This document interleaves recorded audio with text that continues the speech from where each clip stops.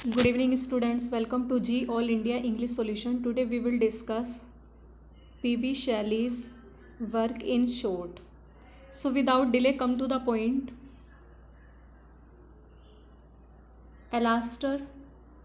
Alaster, the Spirit of Solitude, is Shelley's long poem of 720 lines. Alaster, इसका subtitle है the spirit of solitude. ये Shelley की long poem है जिसमें 720 lines हैं। इट इज़ रिटन इन 1815, 1815 में ये लिखी गई है, एंड पब्लिश्ड इन 1816, और एलास्टर पब्लिश हुई है 1816 में। Alastor is the title which is suggested by Thomas Love Peacock. Alastor ये ऐसा शीर्षक है जो सजेस्ट किया था थॉमस लव पिकॉक ने। It is a Roman word. Alastor एक रोमन वर्ड है। It means evil genius. इसका अर्थ है बुरी प्रतिभा। It is Shelley's spiritual autobiography. ये शैली की आध्यात्मिक आत्मकथा है। The poet gives flow to his personal moods. इसमें पर्सनल मूड्स के बारे में बताते हैं पोएट यहाँ पे, अपने व्यक्तिगत मूड के बारे में। He journeys in search of an ideal beauty. वो एक आदर्श सुंदरता की तलाश में है। The poem is obscure and formless. Poem अस्पष्ट है, ऑब्सक्योर है, एंड फॉर्मलेस, और इसका कोई भी रूप नहीं है। It is known for its lyrical passage and striking Shelleyan imagery. और ये लिरिकल पैसेज के लिए जानी जाती है और स्ट्राइकिंग और शैली की इमेजरी, शैली के प्रतिबिंब के लिए जानी जाती है। The traveller is Shelley himself. इसमें जो ट्रेवलर है वो शैली खुद ही हैं। He invokes the spirit of solitude to reveal the mystery of life to him. वह सोलिट्यूड की आत्मा को इन्वोक करते हैं, उसका आह्वान करते हैं, टू रिवील द मिस्ट्री, ताकि स्पिरिट ऑफ सोलिट्यूड आकर के जीवन के रहस्यों को रिवील कर दे, प्रकट कर दे, उनका खुलासा कर दे। टू हिम, उसके सामने। While wandering through Athens, Babylon and Jerusalem, he comes to the valley of Kashmir. Athens, Babylon और जेरूसलम में घूमते हुए he comes to the valley of Kashmir, वह कश्मीर में आ जाते हैं, कश्मीर की घाटी में आ जाते हैं। Here he sees a vision, यहाँ वो एक दृश्य देखते हैं। In his vision he sees a beautiful girl, और अपने ये दृश्य में वो एक सुंदर लड़की को देखते हैं। द विज़न डिसअपियर्स, अब जो ये दृश्य उनके सामने नज़ारा जो दिखाई दे रहा था उन्हें, वो गायब हो जाता है। ही सर्चेज, वह तलाश करते हैं लेकिन उनकी तलाश फेल हो जाती है। Death ends his life, death उनके जीवन का अंत कर देती है। The poem presents the vanity of human efforts. Poem मनुष्य के एफर्ट्स की जो वैनिटी है उसे प्रस्तुत करती है। Next, ode to the west wind.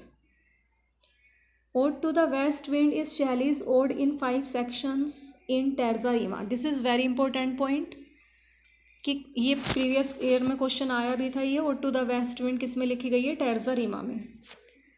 और ode to the west wind is Shelley's ode. ये शैली का ओड है और ये 5 सेक्शन में है, टर्जा रीमा में लिखी गई है। It is written in the autumn of 1819, 1819 में पतझड़ में ये लिखी गई थी, एंड पब्लिश्ड इन 1820, और ये 1820 में पब्लिश हुई है। The poet present it's appearance, poet appearance प्रस्तुत करता है। पोएट इसकी अपीयरेंस, इसकी बनावट को, इसके एक्शन को और इसके मैसेज को प्रस्तुत करता है। इट्स अपीयरेंस इज़ वाइल्ड, जो इसकी अपीयरेंस, ये देखने में कैसी लगती है? Ode to the west wind means wind कैसी लगती है देखने में? जंगली लगती है। एंड टेम्पेस्चुअस मीन्स तूफानी लगती है। Its action reveals itself as a preserver and a destroyer. इसके जो कार्य है ना वो इसे प्रकट कर देते हैं। किसके रूप में? एक प्रिजर्वर के रूप में, मीन्स एक संरक्षक के रूप में, एंड अ डेस्ट्रॉयर के रूप में, और एक बर्बाद करने वाले के रूप में। तो इसे क्या बोला गया? Preserver and destroyer. इसे ये भी क्वेश्चन पूछा गया था। तो यहाँ पर होगा ये प्रिजर्वर एंड डेस्ट्रॉयर किसे कहा गया है? ये वेस्ट विंड को। It drives the dead leaves, यह किसे ड्राइव करती है, किसे खींचती है अपनी तरफ? डेड लीव्स को, जो बिल्कुल सूख जाती हैं पत्तियां, तो जो हवा चलती है आपने देखा भी होगा, तो जो सूखी हुई पत्तियां हैं वो ही उड़ जाती हैं, तो उन्हें खींच लेती है हवा। इट कैरीज द सीड्स, यह बीजों को भी ले जाती है। And deposit them so that, और उन्हें डिपॉजिट कर देती है ताकि दे में स्प्राउट अगेन, ताकि वे दोबारा से स्प्राउट हो जाएं, प्रफुल्लित हो जाएं। स्प्राउट मीन्स अंकुरित हो जाएं, स्प्राउट मीन्स अंकुरित होना, ताकि वो उनके अंदर दोबारा से जीवन आ जाए, दोबारा से वो अंकुरित हो जाए। व्हेन स्प्रिंग कम्स, जब बसंत आए, तो इसलिए वो बीजों को इकट्ठा कर लेती है, डिपॉजिट कर देती है। The wind is the trumpet of prophecy, हवा जो है यहाँ पर उसे क्या बताया गया है? ट्रम्पेट ऑफ प्रोफेसी, और उसे प्रिजर्वर एंड डेस्ट्रॉयर भी बोला गया है वेस्ट विंड को। तो इसे क्या बोला गया है? ट्रम्पेट ऑफ प्रोफेसी, भविष्यवाणी की ट्रम्पेट, तुरही। If winter comes can spring be far behind, this is very important line, कि यदि सर्दी आती है तो क्या बसंत अभी पीछे है, मतलब अभी दूरी है। मीन्स इफ़ विंटर कम्स, यदि दुख आते हैं, तो can spring be far behind, तो सुख भी आएंगे, सुख अभी दूर नहीं है। The message is the message of hope, ये जो मैसेज है ये आशा का मैसेज है, ऑप्टिमिज्म का ये मैसेज है। The poem demonstrates Shelley's minutes observation of nature and her objects, इस पोएम में नेचर और उसके ऑब्जेक्ट्स को दिखाया गया है। His imagery is scientific, poet ने जो यहाँ पे इमेजरी दिखाई गई है, एक इमेज प्रस्तुत की है उसमें पोएम में, तो वो साइंटिफिक दिखाई गई है। मिथिकल, पौराणिक एंड इवन बिब्लिकल, और बाइबल से रिलेटेड दिखाई गई है। The west wind has power to change, west wind में है ना बदलने की एक शक्ति होती है। It gives the power to change, west wind में बदलने की शक्ति होती है। वॉट एवर इट टचेज, जब भी किसी को टच कर देती है तो ये बदल देती है। The leave, the cloud and the wave feel the impulse of its strength, leave, पत्ती, बादल और लहर इसकी शक्ति की प्रेरणा को महसूस करते हैं। ये बहुत ही इम्पोर्टेंट पॉइंट्स हैं, इसमें बहुत शॉर्ट में दिए गए हैं, तो ये देख लेना आप। Alastor and then ode to the west wind. Next है टू आई स्काईलार्क, और ये डिटेल में भी पोएम आपको पढ़नी है। Next, to a skylark is Shelley's poem. To a skylark Shelley की पोएम है। देखो शैली की है टू आई स्काईलार्क, और वर्ड्सवर्थ की पोएम है टू द स्काईलार्क। तो आयोग ने जो इसका आंसर माना है, सही वो माना है, to a skylark is composed by P B. Shelley. It is written in spring of 1820, ये लिखी गई है 1820 को, बसंत में लिखी गई थी ये, बसंत के समय। It represent Shelley's thought and style, ये शैली के विचारों और स्टाइल को दर्शाते हैं। इसमें 21 स्टैंजाज हैं, और प्रत्येक स्टैंजा में 5 लाइन्स हैं। जो फर्स्ट 4 लाइन्स हैं, जो पहली 4 लाइन है ईच स्टैंजा में, वो ट्रोशैइक ट्राईमीटर में है। किस में है वो? ट्रोशैइक ट्राईमीटर में है। The 5th line is an Alexandrine iambic hexameter, और जो 5th लाइन है उसमें अलेक्जेंड्राइन है iambic hexameter. The rhyming scheme is ABABB, rhyming scheme है इसकी ABABB। This is very important point. और जो इसकी फर्स्ट 4 लाइन है वो ट्रोशैइक ट्राईमीटर में है टू आई स्काईलार्क की, और लास्ट जो 5th लाइन है वो है अलेक्जेंड्राइन आयम्बिक हेक्सामीटर में। टोटल लाइन है इसमें, सो ये लाइन तो नहीं, 21 स्टैंजाज हैं इसमें, 5 लाइन्स ईच हैं, तो आप देख लेना मल्टीप्लाई करके। तो 5 लाइन्स ईच है इसमें, तो 75 लाइन्स हैं इसमें टोटल। तो it consist of 21 stanzas of 5 lines each. First 4 lines जो हैं उसमें ट्रोशैक ट्राईमीटर में है, और जो 5th लाइन है वो अलेक्जेंड्राइन आयम्बिक हेक्सामीटर में है, और इसकी राइमिंग स्कीम है A B A B B. Shelley addresses the skylark, इस पोयम में स्काई लार्क को एड्रेस करता, उसमें किसको कर रहा था, वेस्ट विंड में। He consider it a spirit of joy, यहाँ स्काई लार्क को वो जॉय की आत्मा मानता है, मतलब उसे बहुत खुश मानता है, बहुत ज़्यादा खुश है वो धरती पे। He contrast the perfect happiness of the skylark with the sad state of man, वह ना विरोधाभास करता है, इनमें आपस में तुलना करता है कि मनुष्य की जो दुखी अवस्था है और स्काई लार्क की जो खुशी की अवस्था है, उन दोनों में आपस में कंट्रास्ट करता है, विरोधाभास करता है कि मनुष्य की स्थिति कैसी है, दुखी है, और जो स्काई लार्क है वो हमेशा खुश स्थिति में रहती है, पर्सन अवस्था में रहती है। Our sweetest songs are those that tell of saddest thought, this poem is remarkable for music and melody, it is rich in beautiful images. अब ये लाइंस बहुत, ये वाली लाइन तो बहुत ही इंपॉर्टेंट है। Our sweetest songs are those that tell of saddest thought, कि हमारे मधुर गीत वही होते हैं जो हमारे दुखी विचारों को बताते हैं। तो this line has been composed by P B. Shelley from the poem to a skylark. Next, to Wordsworth, देखो ये पोएम भी ध्यान रखना, to Wordsworth is composed by P B. Shelley. तो टू वर्ड्स पोएम शैली के सोनेट है, ये क्या है, ये सोनेट, और ये वर्ड्सवर्थ पे लिखा है इन्होंने।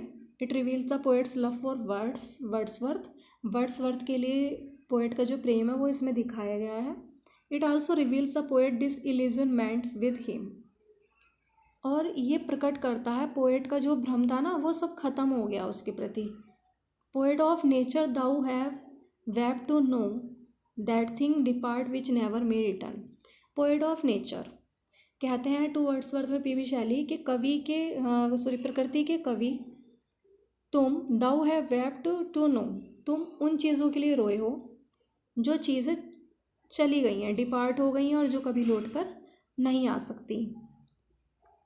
दाउ वर्ट, देखो वर्ट कहते हैं WERE, वर नहीं कहेंगे यहाँ पे, तो ये वर है, वर्ट नहीं, मतलब दाउ के साथ तो वर्ड यूज़ करते हैं, जैसे दाउ के साथ आर्ट यूज़ करते हैं, आर नहीं करते।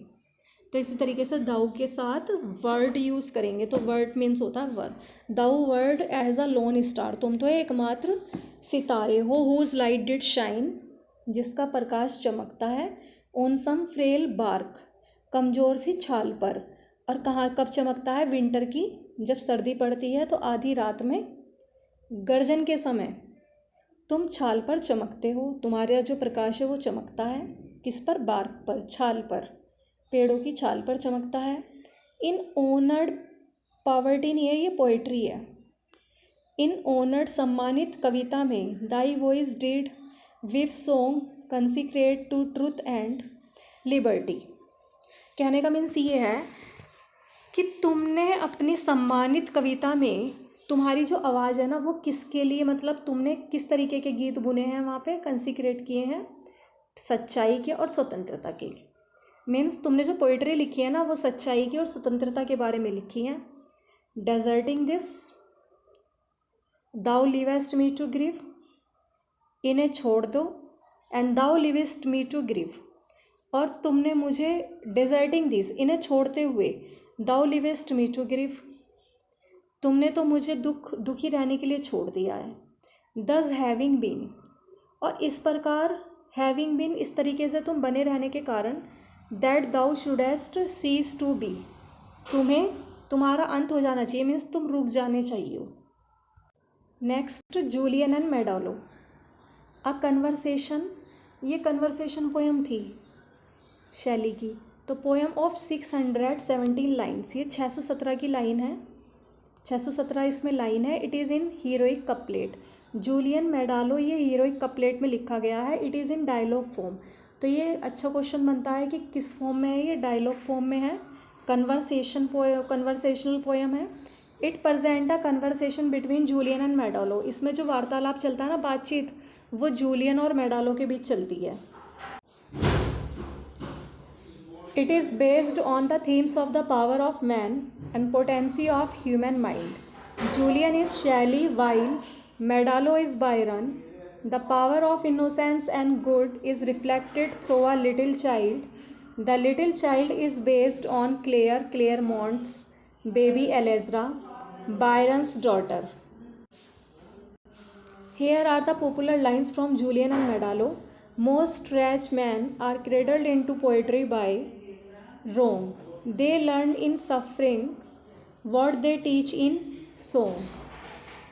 कि जूलियन एंड मेडालो कन्वर्सेशनल पोयम, ये कन्वर्सेशनल पोयम है शैली की एंड इट हैज़ 617 लाइन्स, इसमें 617 लाइन्स हैं. It is in heroic couplet, it is in dialogue form, it presents a conversation. इसमें जो कन्वर्सेशन दिखाया गया है वो दिखाया गया है जूलियन एंड मेडालो का. It is based on the themes of the power of man and potency of human mind. इसमें मनुष्य की शक्ति को दिखाया है और मनुष्य के दिमाग की शक्ति को और मनुष्य की शक्ति को मीन्स फिजिकल और मेंटली पोटेंसी को इसमें दिखाया गया है. जूलियन इज शैली, इसमें जूलियन अपने आप को जो रिप्रेजेंट करता है वो शैली के रूप में करता दिखाया गया है. और वाइल मेडालो इज बायरन, और मेडालो यहाँ पे बायरन है. The power of innocence and good is reflected through a child, little child. जो मासूमियत की शक्ति और अच्छाई को यहाँ पे रिफ्लेक्ट किया गया है एक छोटे बच्चे के द्वारा. निर्दोषिता किसके अंदर होती है? छोटे बच्चे के अंदर होती है. तो यहाँ पर जो छोटे बच्चे के थ्रू ही है ना अच्छाई दिखाई गई है और इनोसेंस भी. The little child is based on Claire Clairmont's baby Allegra, Byron's daughter. अब जो ये छोटा बच्चा यहाँ पर बेस्ड है वो किस पर है? क्लेयरमोंट का बेबी एलेजरा है, जो कि बायरन का वास्तव में जो बेटी है वो बायरन की है. और here are the popular lines from Julian and Maddalo. ये जो लाइन है वो जूलियन मेडालो से ली गई हैं. मोस्ट रेस्ट मैन, इम्पोर्टेंट है ये भी, कि most rest man are cradle into poetry by wrong, they learn in suffering what they teach in song. कि अधिकतर जो अभागे मनुष्य होते हैं वो बाय मिस्टेक, बाय रोंग, गलती से ही है ना पोएट बन जाते हैं, पोएट्री में क्रेडल हो जाते हैं. मीन्स पोएट्री में पोएट बन जाते हैं by mistake.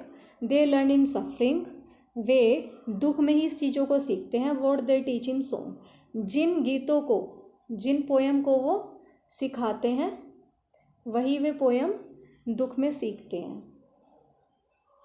Thanks for watching this video. Please like, subscribe and share.